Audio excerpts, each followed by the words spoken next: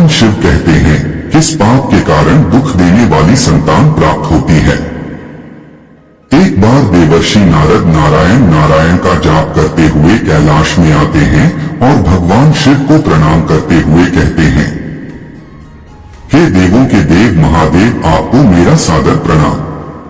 प्रभु, आज जब मैं पृथ्वी लोक पर भ्रमण कर रहा था तब मैंने देखा कि हर मनुष्य की दूसरी संतान अपने ही माता पिता को दुख दे रही है और उनकी आज्ञा का पालन नहीं कर रही है तथा उन्हें घर से बाहर तक निकाल रही है। प्रभु, आखिर कलयुग में इतना पाप क्यों बढ़ रहा है? कृपा करें और भक्त की जिज्ञासा को शांत करें। मित्रों, तब भगवान शिव मुस्कुराते हुए बोले, हे देवर्षि नारद, अभी कलयुग चल रहा है और जिस घटना की आप बात कर रहे हैं वह भी एक गाय का ही श्राप है, जिस कारण से मनुष्य की संतान आज उन्हें दुख दे रही है। तब नारद मुनि अत्यंत उत्सुकता के साथ कहते हैं, हे भगवान, वह कौन सा श्राप है और क्यों दिया एक गाय ने मनुष्य को श्राप?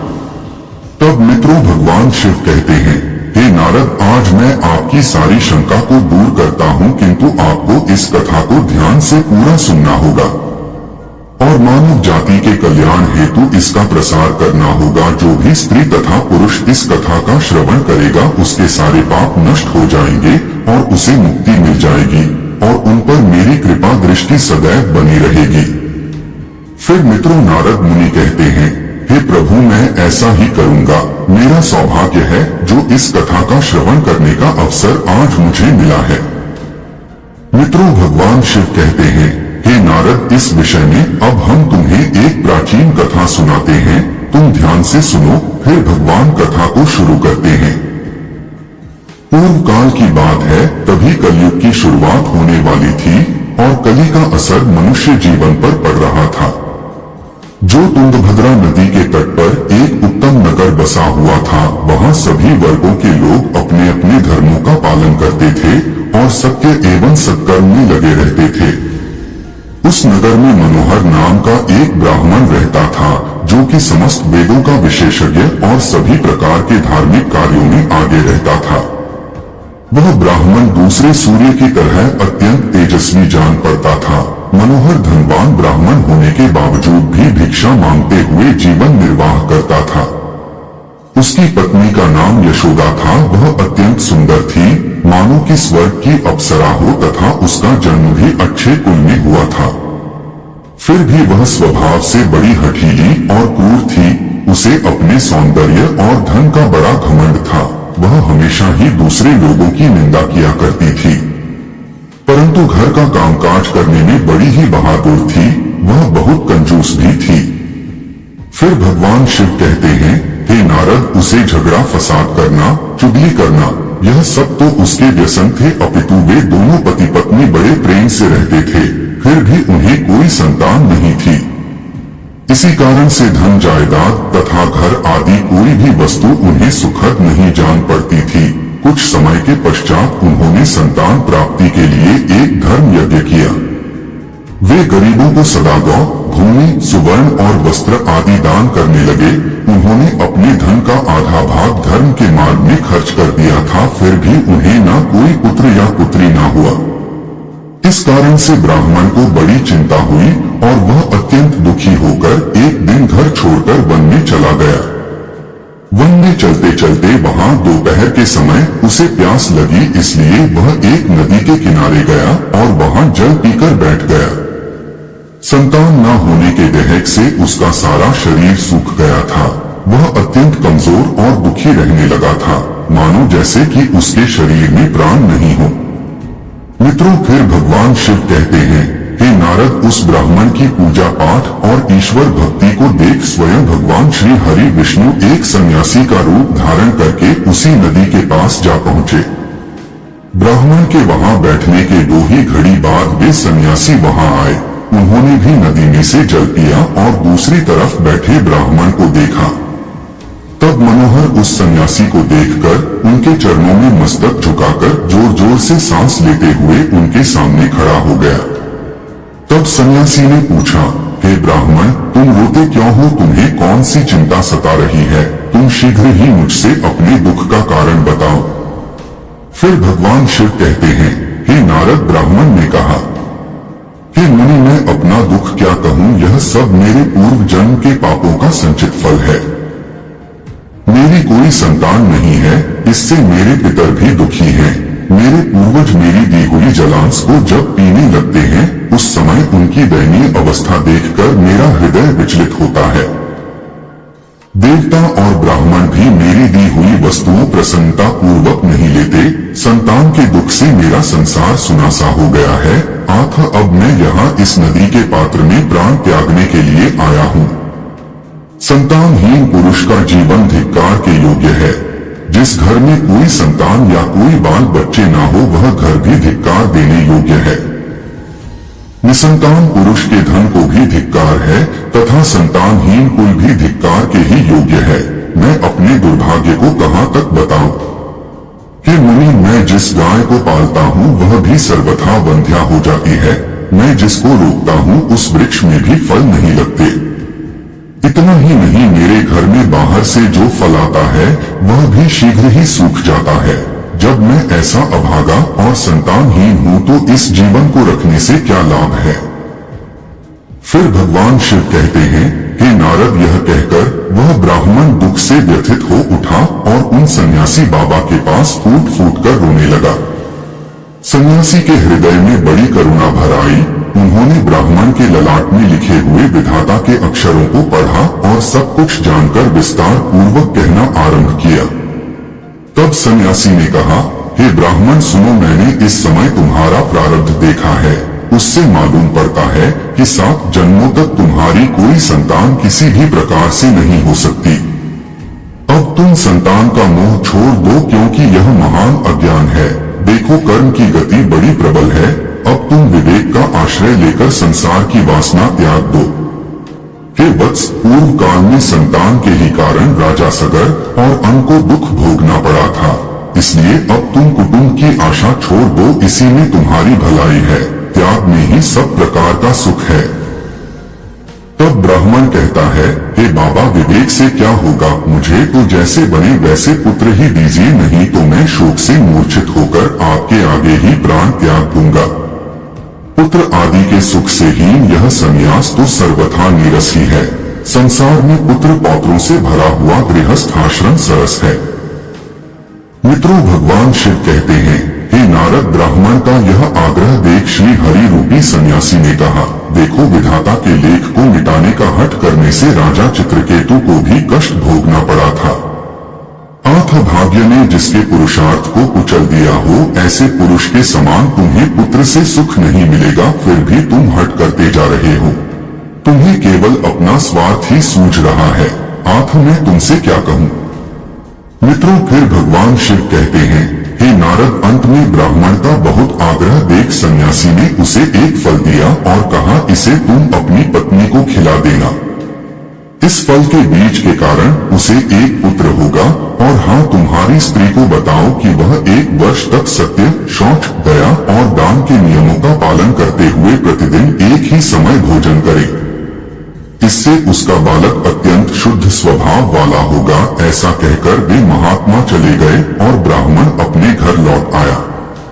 यहाँ उसने अपनी पत्नी के हाथ में वह फल दे दिया तथा उसे फल के कठोर नियमों को समझाकर वह स्वयं कहीं चला गया।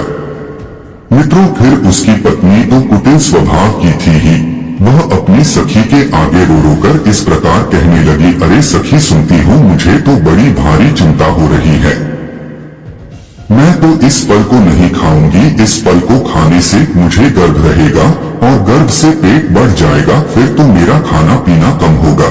इस कारण से मेरी शक्ति भी घट जाएगी। ऐसी दशा में तुम ही बताओ, घर का काम धंधा कैसे होगा? यदि किसी कारणवश गांव में लूट पड़ जाए तो गर्भिणी स्त्री भाग कैसे सकेगी? यदि कहीं सुखदेव जी की तरह यह गर्भ भी 12 वर्षों तक मेरे पेट में ही रह गया तो इसे बाहर कैसे निकाला जाएगा? यदि कहीं प्रसव काल में बच्चा टेढ़ा हो गया तब तो मेरी मौत ही हो जाएगी। बच्चा पैदा होते समय बड़ी असाह पीड़ा होती है, ऐसा भी मैंने सुन रखा है। मैं तो सुकुमारी स्त्री हूँ, भला उसे कैसे सह सकूंगी। गर्भवती अवस्था में जब मेरा शरीर भारी हो जाएगा और चलने फिरने में आलस्य लगेगा, उस समय मेरी ननद रानी आकर घर का सारा माल धन उड़ा ले जाएंगी। और तो और यह सत्य, शौच आदि पालन तो मेरे लिए बहुत ही कठिन दिखाई देता है। जिस स्त्री की संतान होती है उसे बच्चों के लालन पालन में भी कष्ट भोगना पड़ता है। मैं तो समझती हूँ कि बांझ अथवा विधवा स्त्रियां ही अधिक सुखी होती हैं। मित्रों, फिर भगवान शिव कहते हैं, हे नारद, इस प्रकार को तर्क लगाते हुए उस ब्राह्मणी ने फल को नहीं खाया। जब पति ने पूछा कि तुमने फल खाया तो उसने कह दिया, हाँ खा लिया। फिर एक दिन उसकी बहन अमृता अपने आप ही उसके घर मिलने आई। तब यशोदा ने उसके आगे अपना सारा वृत्तांत सुनाकर कहा, बहन, मुझे इस बात की बड़ी चिंता है कि संतान न होने पर मैं पति को क्या उत्तर दूंगी। इस दुख के कारण मैं दिन पर दिन दुबली हुई जा रही हूँ। बताओ मैं क्या करूँ। तब उसकी बहन ने कहा, दीदी आप चिंता मत करो, मेरे पेट में भी बच्चा है। प्रसव होने पर वह बालक मैं तुमको दे दूंगी। तब तक तुम गर्भवती स्त्री की भांति घर में छिपकर मौज से रहो। तुम मेरे पति को धन दे देना, इससे वे अपना बालक तुम्हें दे देंगे तथा लोगों में इस बात का प्रचार कर देंगे कि मेरा बच्चा 6 महीने का होकर गर्भपात होने से मर गया। मैं प्रतिदिन तुम्हारे घर में आकर बच्चे का पालन पोषण करती रहूंगी। तुम इस समय फल की परीक्षा लेने के लिए इसे तुम्हारी नंदा गाय को खिला दो। फिर भगवान शिव कहते हैं, हे नारद, तब उसने कुटिल स्वभाव के कारण वह सब कुछ वैसे ही किया। तदनंतर समय आने पर उसकी बहन को एक पुत्र हुआ। बच्चे के पिता ने बालक को लाकर एकांत में यशोदा को दे दिया और उसने अपने स्वामी को सूचना दे दी कि हमें पुत्र रत्न की प्राप्ति हुई है और कोई कष्ट नहीं हुआ। मनोहर के यहाँ पुत्र होने से नगर में बड़ी प्रसन्नता हुई। ब्राह्मण ने बालक का जात कर्म संस्कार करके ब्राह्मणों को दान दिया। उसके घर में नाना प्रकार के मांगलिक उत्सव होने लगे। तब यशोदा ने पति से कहा, मेरे स्तनों में दूध नहीं है, फिर गाय भैंस आदि अन्य जीवों के दूध से मैं बालक का पोषण कैसे करूंगी। ऐजी सुनते हो, मेरी बहन को भी बच्चा हुआ था किंतु वह मर गया है। आथा अब उसी को बुलाकर घर में रखिए, वही आपके बालक का पालन पोषण करेगी। उसके पति ने पुत्र की जीवन रक्षा के लिए वह सब कुछ किया। फिर उन्होंने उसका नाम देव शर्मा रखा। मित्रों, 3 माह बीतने के बाद श्री हरि के फल के आशीर्वाद से ब्राह्मण की गाय नंदा ने भी एक मनुष्य के बालक को जन्म दिया, जो सर्वांग सुंदर, दिव्य, निर्मल तथा सुवर्ण की जैसी क्रांति वाला था। उसे देखकर आत्मदेव को बड़ी प्रसन्नता हुई और उसने स्वयं ही बालक के सब संस्कार किए। यह आश्चर्य का समाचार सुनकर सब लोग उसे देखने के लिए आए और आपस में कहने लगे, देखो भाई, इस समय मनोहर का कैसा भाग्य उदय हुआ है। कितने आश्चर्य की बात है कि गाय के पेट से भी देवता के समान रूप वाला बालक उत्पन्न हुआ, किंतु दैव योग से किसी को भी इस गुप्त रहस्य का पता न लगा। उस बालक के कान गौ के समान थे। यह देखकर मनोहर ने उसका नाम गोकर्ण रख दिया। फिर मित्रों, भगवान शिव कहते हैं, हे नारद, एक दिन की बात है जब मनोहर कहीं बाहर गए थे और यशोदा की बहन भी बीमार पड़ गई थी। इसलिए उसे ही दोनों बालकों को संभालना पड़ रहा था। तभी उसने नंदा गाय का दूध निकालकर केवल अपने ही पुत्र देव शर्मा को पिलाना और गोकर्ण को नहीं दिया तथा वह हमेशा उससे द्वेष करती थी, उसे बहुत मारती पीटती थी और हमेशा अपशब्द कहती है।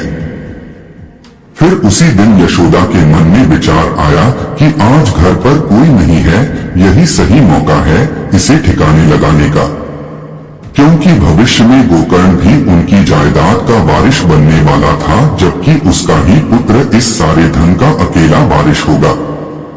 इसलिए उसके कुटिल स्वभाव में यह विचार आया कि क्यों न मैं इसे आज जहर देकर मरवा दूं, और उसने ऐसा ही किया। तब वे दोनों ही बालक मात्र 1 वर्ष आयु के ही थे। यशोदा ने गोकर्ण को उसी की मां नंदा के दूध में जहर मिलाकर उसे पिला दिया। किंतु वह तो स्वयं श्री हरि का आशीर्वाद था, इसलिए वह विष के कारण तड़पते हुए अपनी मां के पास के रेंगते हुए जा पहुंचा। फिर मित्रों, भगवान शिव कहते हैं, हे नारद, नंदा अपने पुत्र की ऐसी हालत देखकर वह अत्यंत दुखी हो गई और उसने भगवान शिव का स्मरण करते हुए अपने बच्चे का विष हरने का करुण विलाप किया। तभी भगवान शिव के तेज के कारण वह बालक तुरंत ही ठीक हो गया और अपनी मां का दूध पीने लगा। फिर भगवान शिव कहते हैं, हे नारद, नंदा अत्यधिक क्रोध में आकर उसने यशोदा के अपराधों को देखते हुए उसे श्राप दिया और कहा, हे ईश्वर, अगर मैं सत्यवादी हूँ तो इस संसार को साक्षी मानते हुए समस्त स्त्री जाति को यह श्राप देती हूँ कि अगर कोई भी स्त्री अपने या पराये पुत्रों में भेदभाव रखेगी या दूसरों के बच्चों को पीड़ा देगी तो उनके भी पुत्र उन्हें जीवन भर पीड़ा देंगे और उन्हें कष्ट देंगे। जब उन्हें सहारे की अत्यधिक जरूरत हो तभी वे उनका साथ छोड़ दे, ये मेरा श्राप है। मित्रों, भगवान शिव कहते हैं, हे नारद, कुछ काल व्यतीत होने पर वे दोनों ही बालक जवान हो गए। उनमें गोकर्ण तो पंडित और ज्ञानी हुआ, किंतु देवशर्मा महादुष्ट निकला। वह तुच्छ अन्न का सेवन करता, क्रोध में भरा रहता और बुरी बुरी वस्तुओं का संग्रह किया करता था। भोजन तो वह सबके हाथ का कर लेता था, चोरी करता, सब लोगों से द्वेष बढ़ाता, दूसरों के घरों में आग लगा देता और खेलने के बहाने छोटे बच्चों को पकड़कर कुएं में डाल देता था। जीवों की हिंसा करने का उसका स्वभाव हो गया था। वह हमेशा हथियार लिए रहता और दीन दुखियों तथा अंधों को कष्ट पहुंचाया करता था। चांडाल के साथ उसने खूब हेल मेल बढ़ा लिया था। वह प्रतिदिन हाथ में फंदा लिए कुत्तों की टोली के साथ शिकार की टोह में घूमता रहता था। उसने वैश्या के कुसंग में पड़कर पिता का सारा धन बर्बाद कर दिया। एक दिन तो माता पिता को खूब पीटकर वह घर के सारे बर्तन भांडे उठा ले गया। इस प्रकार धनहीन हो जाने के कारण बेचारा बाप फूट फूट कर रोने लगा और वह बोला, इस प्रकार पुत्रवान बनने से तो पुत्रहीन रहना ही अच्छा है। कुपुत्र बड़ा ही दुखदायी होता है। अब मैं कहाँ रहूं, कहाँ जाऊं, कौन मेरा दुख दूर करेगा। हाँ, मुझ पर बड़ा भारी कष्ट आ पहुंचा। अब तो मैं इस दुख से अपना प्राण ही त्याग दूंगा। तब मित्रों, भगवान शिव कहते हैं, हे नारद, इसी समय सत्यवान गोकर्ण जी वहां आए और वैराग्य का महत्व दिखलाते हुए अपने पिता को समझाने लगे।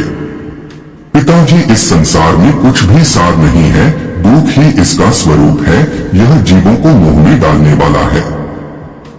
भला यहाँ कौन किसका पुत्र है और कौन किसका धन, जो इनमें आसक्त होता है उसे ही रात दिन जलना पड़ता है।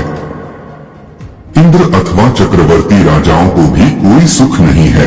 सुख तो बस एकांतवासी वैराग्यवान मुनि को ही है। संतान के प्रति जो आपकी ममता है, यह महान अज्ञान है। इसे छोड़िए, क्योंकि मोह में फंसने से मनुष्य को नरक में ही जाना पड़ता है। औरों की तो बात ही क्या है, आपका यह प्रिय शरीर भी एक ना एक दिन नष्ट हो जाएगा, आपको छोड़कर चल देगा। इसलिए आप अभी से सब कुछ छोड़कर वन में चले जाइए। फिर मित्रों, भगवान शिव कहते हैं, हे नारद, गोकर्ण की बात सुनकर उनके पिता मनोहर वन में जाने के लिए मान गए और बोले, हे पुत्र, मुझे वन में रहकर क्या करना चाहिए, यह विस्तार पूर्वक बताओ। मैं दुखी आत्मा हूँ। अब तक कर्मवश स्नेह के बंधन में बंधकर मैं अपंग की भांति इस ग्रह रूपी अंधेरे कुएं में ही पड़ा हुआ हूँ। हे पुत्र, तुम निश्चय ही मेरा उद्धार करोगे। तब गोकर्ण ने कहा, पिताजी, हड्डी मांस और रक्त के पिंड रूप इस शरीर में अपनेपन का अभिमान छोड़ दीजिए और स्त्री पुत्र आदि में भी ये मेरे हैं, इस भाव को सदा के लिए त्याग दीजिए। इस संसार को निरंतर क्षण भंगुर देखिए और एकमात्र वैराग्य रस के रसिक होकर